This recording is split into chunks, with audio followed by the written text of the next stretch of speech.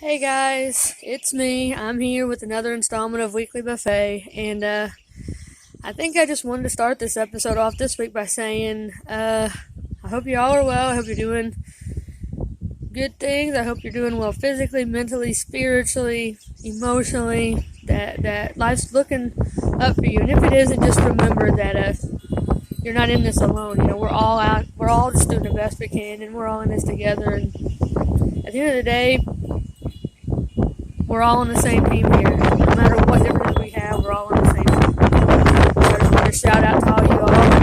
And yeah, I'm doing it outside today, and my hair's a little long, so it might get a gorgeous day out here right now. So anyway, I guess the first thing I want to talk about was I wanted to give you all a challenge. It was a challenge I gave myself, and the challenge I gave myself was find a person that you don't like, or even hate. Find somebody that you have zero ability to agree with on anything, and then challenge yourself to find something, just one thing that you can compliment them on. And so, of course, I picked Trump because I can't stand him. I probably hate him. I shouldn't hate him. God help me, I shouldn't hate him, but I do. And there's not one thing, I didn't think there was one thing I could find when I started this challenge. When I picked him, I was like, I don't think there was one thing I could pick. And then I found something. And I haven't done my my episode yet on my love for Michael Jackson and my support of him and all that, and the supposed new allegations against him or whatever. But that will come. But what this has to do with Trump is the thing that I compliment him on is his support of MJ. Like, I want to tell you about how, in the early 90s, right after 93, when nobody wanted to touch him and nobody wanted to talk about him and all that, he was pretty much the town pariah. Trump opened himself up and let him go down to his Mar-a-Lago estate. And when him and Lisa Marie Presley got married, and then he wanted to go start on his history album in New York City, where do you think they lived? They lived in the penthouse of the Trump Tower in New York there. And Trump helped hide them out from the media, and then he finally confirmed it. Yeah, they were there, and he confirmed it was all, it was all a genuine relationship, and it was real, and they're so in love. And throughout the years, he's always been supportive of MJ. And even when it would have been easy to cast him away, he never did that. So that's my compliment to Trump. It was hard for me to do that. I really didn't know that I could find anything. But when I look back on it, I thought, that's something I really give him props for, and I will absolutely credit him with that. So, you guys, find somebody that you just fundamentally disagree with about everything, that you can't tolerate, you can't like, you can't even dream of thinking anything positive about him, and try to find something. Even if you got to dig deep and deep and deep to find it, try to find one thing you can compliment him on. And I challenge myself, and I challenge all you guys to that, because remember what this project for me is about, somewhat. It's to try to find that light in the never-ending darkness. It's to try to find that positivity through all the negativity. To try to find ways to bring us all together, even when it looks like there's no starting point. But remember, like I just said, we're all at some point. You got to remember, we're all humans, and even if we think that there's nothing there between us to guide us and to bring us together and unite us, there's always an ember of life. Maybe it's just maybe it's so infinitesimal you don't even know it exists until you look for it. But not every single thing has that ember. There are a few things in life that don't, but almost everything you can find goodness in it. You can find positivity, and you can find light if you just look hard enough. So do that, guys. Take this week and just try to find one thing that you can say good about someone that you don't like. And it could be anybody. It doesn't have to be, anybody famous. It could be someone in your own life. It could be a relative, or a friend, or a coworker, or an old classmate. Just find someone that you have really, really negative feelings for, and negative thoughts about, and see if you can't find one thing good to say about it. And if you want to, drop them in the comments for me so I can see, because I'd really like to see if this challenge worked for you or not.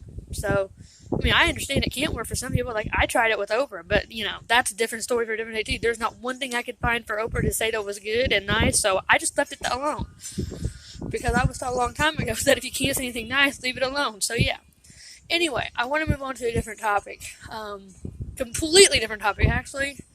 And that would be sports. So, all y'all people watching this that follow me, they're like, I don't like sports. You could probably tune out for the next 5 minutes or so, because I'm going to go all in on something about sports. And not just one sport, but all sports. And that is about replay in sports, okay? I am sick and tired of having replay in every sport and having it diminish and destroy and just absolutely take so much of the game away, okay? So much of the elements away. Because I get it, referees and officials make bad calls. Yes, it sucks. I hate it as a fan. I yell about it. I scream about it. I get mad. But it's a part of the game, okay? And so, I was always skeptical about replay because I'm like, they're human. They're going to make mistakes. Why do we have to fix it? And then they're like, well, no, we want to fix it because we want to make sure we get it right. We make sure we get it right. That's all you ever hear. We want to make sure we get it right.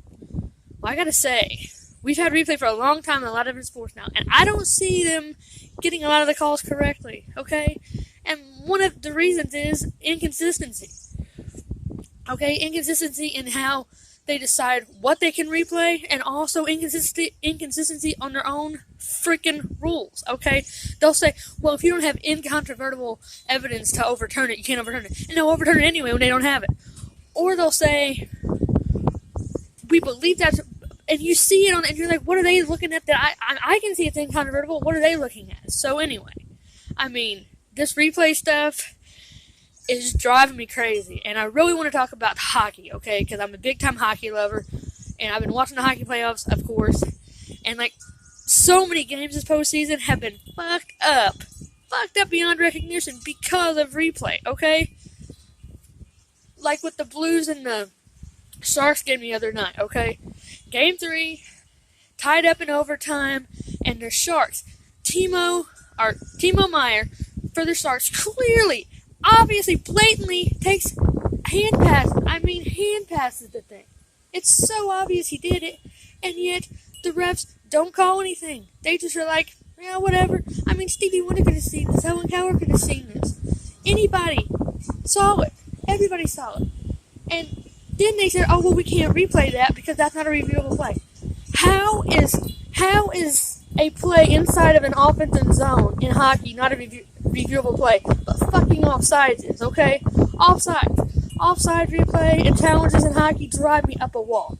Because that same Sharks team, the last round in Game 6 against the Avalanche, had the Avalanche's game-tying goal taken away because they challenged on an offside and said that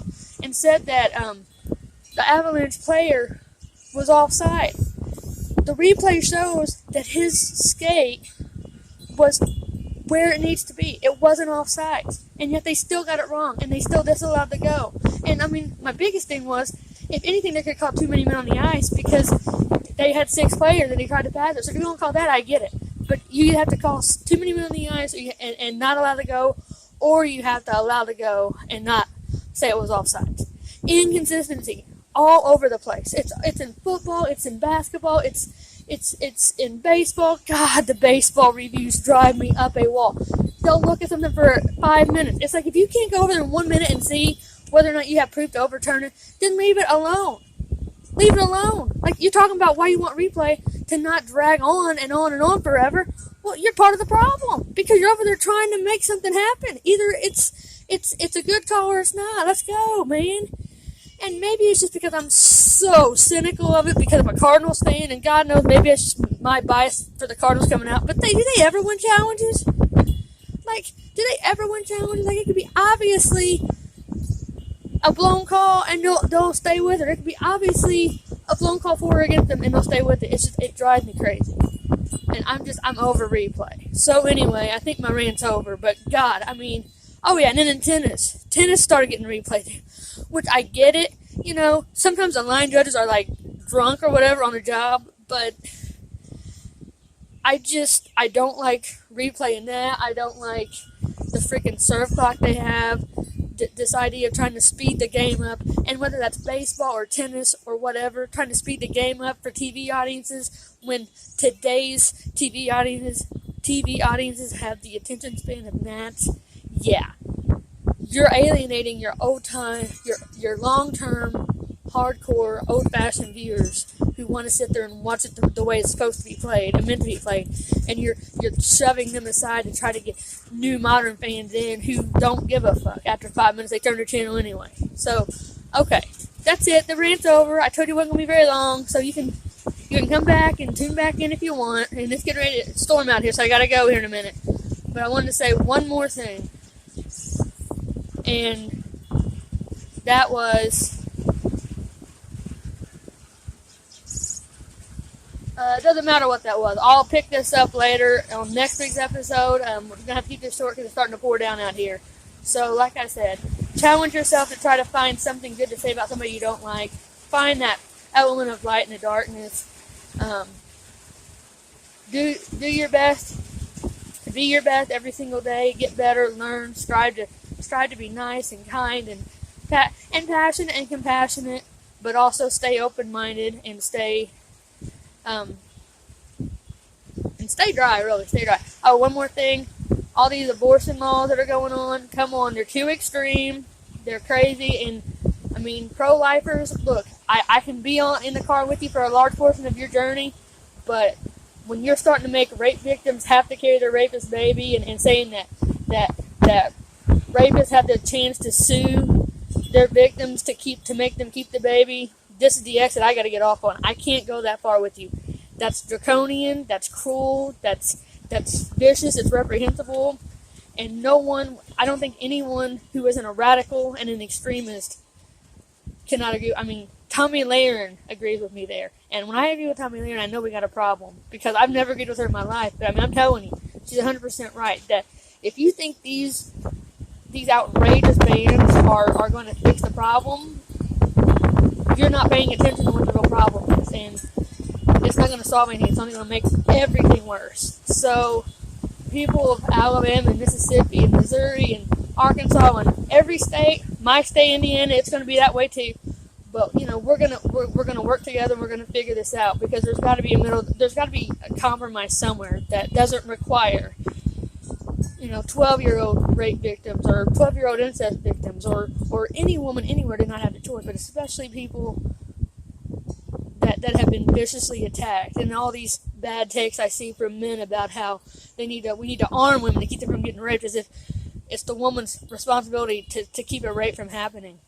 And when we got the potential punishment for doctors who perform an abortion being more than the punishment for rapists, I think that tells you all you need to know about the subject, okay? So I'll dive much deeper into that subject also on another episode, but right now, like I said, it's starting to rain here and I gotta go. So until next time, I'm signing off. Be well, stay well, and peace and light.